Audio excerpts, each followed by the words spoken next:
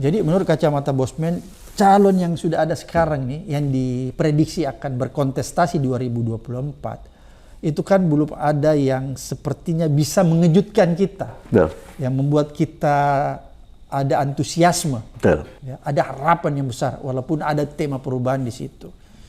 Oleh karena itu, kalaupun ini terjadi, walaupun Bosman meragukan adanya pemilu 2004 karena berbagai macam spekulasi intelijen, tapi saya coba berandai, kalau terjadi pemilu 2024, menurut informasi intelijennya Bosman, siapa yang akan keluar sebagai pemenang?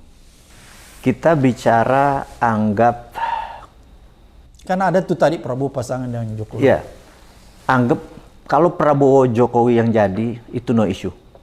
No isu artinya Selesai, dia pasti menang. satu putaran. Mungkin 2 putaran, tapi menang. menangnya Oke. besar. Sekarang kita anggap wakilnya Gibran. Benar nggak?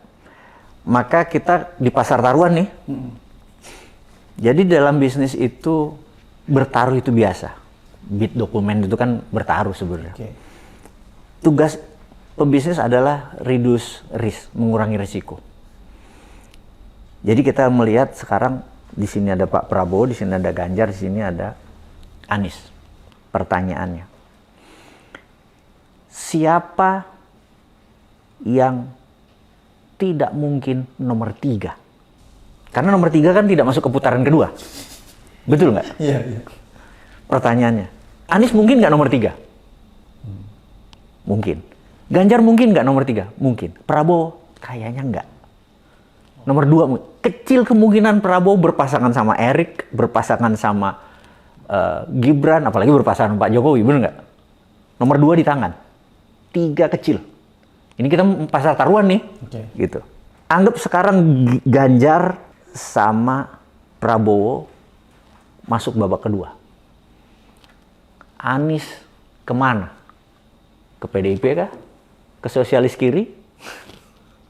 Atau ke sini? Betul nggak? Iya.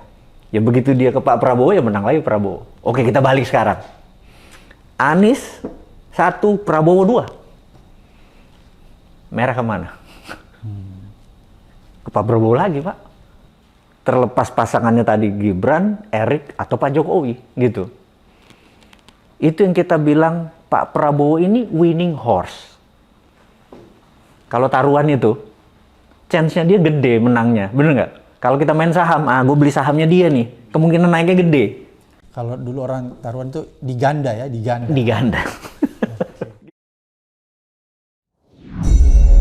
Dalam sebuah podcast dengan sahabat Bosman yang terkenal integritasnya, Bang Abraham Sama tadi, kita mengatakan dengan jelas bahwa saat ini Prabowo adalah the winning horse dalam peluangnya bertanding di tahun 2024. Apalagi kalau berpasangan dengan Pak Jokowi. Bersama narasi ini, saya bermaksud menjelaskan lebih dalam lagi. Kalau ada pasangan, maka pasangan nomor 3 di putaran pertama akan gugur dan kemungkinan besar kemana pasangan 3 itu bergabung dari 2 paslon tersebut, maka pasangan yang digabungkan dengan pasangan nomor 3 kemungkinan besar akan menjadi presiden.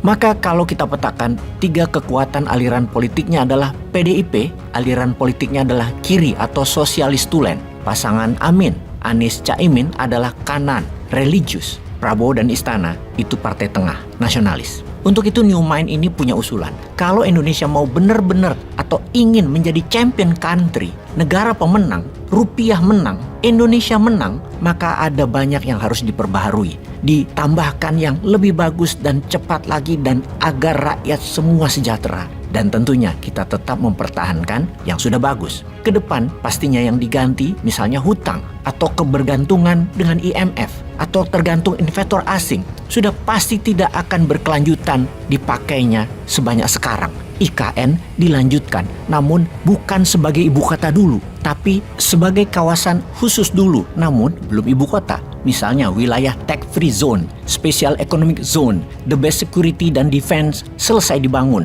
Pokoknya sampai seluruh sarana tersebut siap. Dan pastinya tidak pakai asing. Masa ibu kota negara isinya asing, yang buat asing, yang desain asing. Ya dodol duel itu jeruan bernegaranya diketahui negara lain. Mungkin pindahnya nanti tahun 2034 misalnya, baru IKN menjadi ibu kota. kembali ke topik diskusi tentang 3 paslon yang memiliki 3 aliran politik berbeda. Nah, di sini sebenarnya New Mind ingin masuk. Kita jelaskan. Kalau PDIP adalah aliran kiri sosialis tulen, Amin adalah aliran kanan religius, maka sesungguhnya Prabowo dan Istana atau dalam hal ini Pak Jokowi alirannya adalah tengah kiri atau sosialis nasionalis. Nah, ini poinnya.